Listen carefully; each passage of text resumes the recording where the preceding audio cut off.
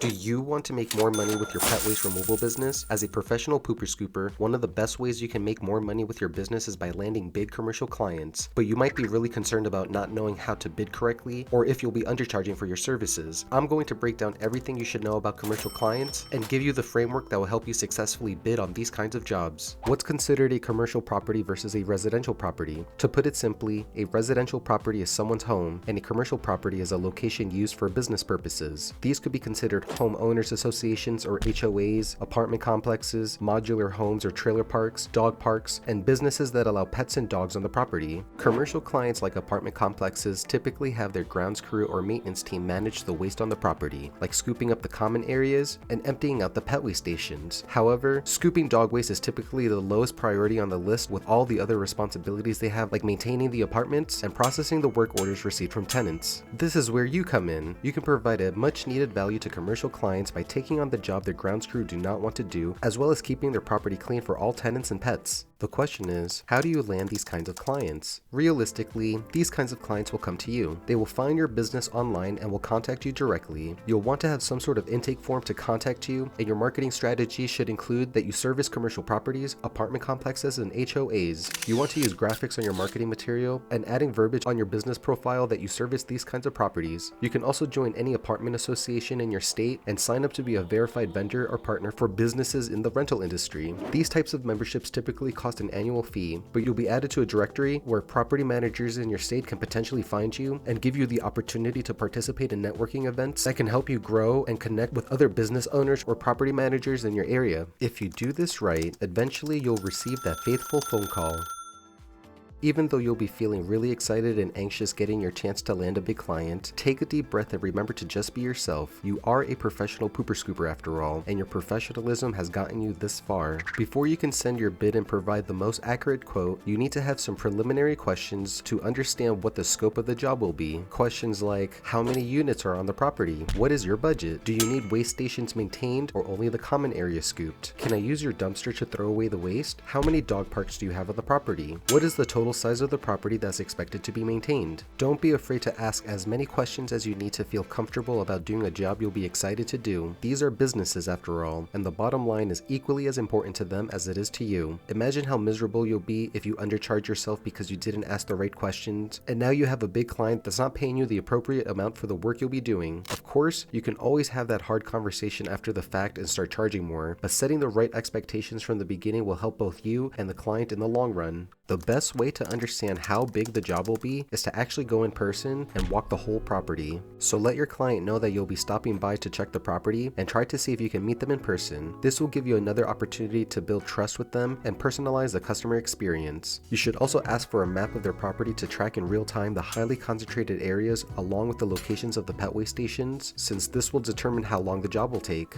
When you walk the property, be liberal with the grid pattern you typically do for your residential clients. Your objective for the initial walk is to identify realistically how long the property will take you to explore and scoop, what areas need to be taken care of, the locations of the pet waste stations, and if those waste stations are near a path or if you have to walk to them. If you are servicing pet waste stations, you'll need to determine how you plan on navigating between the stations. Since these stations are typically really spread apart or placed in the middle of a yard area, it takes time to walk all around the property and find these stations. Once you calculate how long your initial walk took, double the amount of time because the first couple of appointments will always take you a lot longer, and politely let them know that you will follow up later that day once you crunch the numbers to provide the most accurate bid. Now it's time for the most important step, creating your bid and submitting a proposal to your commercial client. Most commercial clients will ask you to provide a bid or proposal that their board of directors or leadership team has to approve before hiring you, since this will impact their business and bottom line. When creating a bid, remember that the more information you spoon feed them, the easier it is for them to digest that information, so try to break down the cost as much as possible. But before you can break down the cost, you need to figure out how much you actually want to get paid. How long did it take you to complete the initial walk, and how much do you want to get paid per hour? Do you have to pay someone to help you? When it comes to commercial properties, it's in your best interest to bid according to the time spent on the job. Scooping common areas and dog parks will take longer because you have a larger area of grass you need to explore. Let's say that a property would take you 3 3 hours to walk each week, and your hourly charge is $60, your weekly price for that property would be $180. You then multiply your weekly price of $180 by 52 and divide that number by 12. Your monthly price for that property would be $780. Since you asked for the number of units on the property, you can then break down this monthly price even more. Let's say this property had 350 units. You can then divide the monthly charge of $780 by the number of units, and this will be the cost of your services per unit on the property. This will cost the property $2.23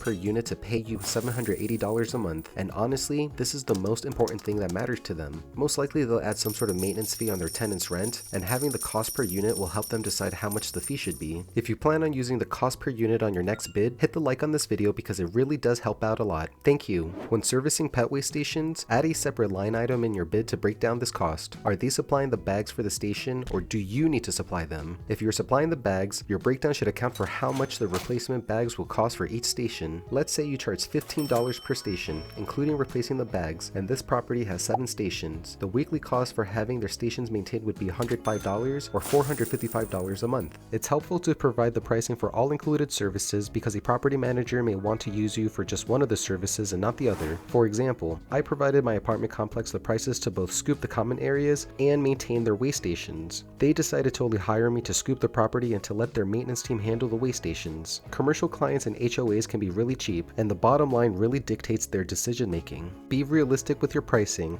and aim for $60 to $100 per hour depending on your area. Commercial clients are businesses just like yourself, and if you try to charge too much, the property manager will just consider hiring a new groundskeeper instead of contracting you for services. When you have this all figured out, type out your proposal and send it to your point of contact. The only thing left to do is wait and see if they accept. You're hired. Most commercial clients will provide you a list of paperwork they require before signing up, so make sure you have all of this taken care of so you don't scramble at the last minute like I did. First off, you'll be requested to provide your business or contractor's license from your state, which you technically should have if you are legally operating a pet waste removal business. They will also ask you for a signed W-9 form, which is used by businesses to gather taxpayer information that will be reported to the IRS. The form requires you to provide your name, address, tax classification, along with your taxpayer identification number, which is either your social security number or your employer identification number, or EIN, which you can apply for through the IRS. They will also request a copy of your policy for liability insurance to verify that you are covered in case of any accidents or damages that occur on the property, or workers' compensation insurance that would cover any medical costs or lost wages due to work-related injuries or illnesses. Once you supply all the necessary paperwork required by your commercial client, it's time to send them your terms of service and request a deposit to finalize the agreement. You need to provide a terms of service to outline the exact parameters of the work you'll do and set the correct expectations. HOAs can be great, but don't let them take advantage of you by clearly defining what areas will be scooped, and any changes to the scope of work will reflect on their invoice. But break down everything about your services so your customer can read and agree to, along with the items like the due dates for payments and how payments should be made, late fees if the invoice is not paid on time, any requirements of written notice for the contract to be terminated, and what situations would constitute a default under your agreement. Understand that most commercial clients will pay at a net 7, 15, or 30-day schedule, meaning you most likely won't see your money until a few days or weeks of performing services for them. Commercial properties are very slow to pay, which is why I use Jobber to require a deposit and send my apartment complex my contract to sign and agree to. If you're not comfortable creating a terms of service from scratch, I recommend 2 options. You can look into online legal services like Rocket Lawyer, where they can help you create all kinds of legal documents like setting up your LLC, along with getting quick answers from real lawyers. You can also ask any legal question and have an on-call attorney review your documents too. I went through Rocket Lawyer to set up my contract for commercial clients, and I feel better knowing I'm protecting my business legally.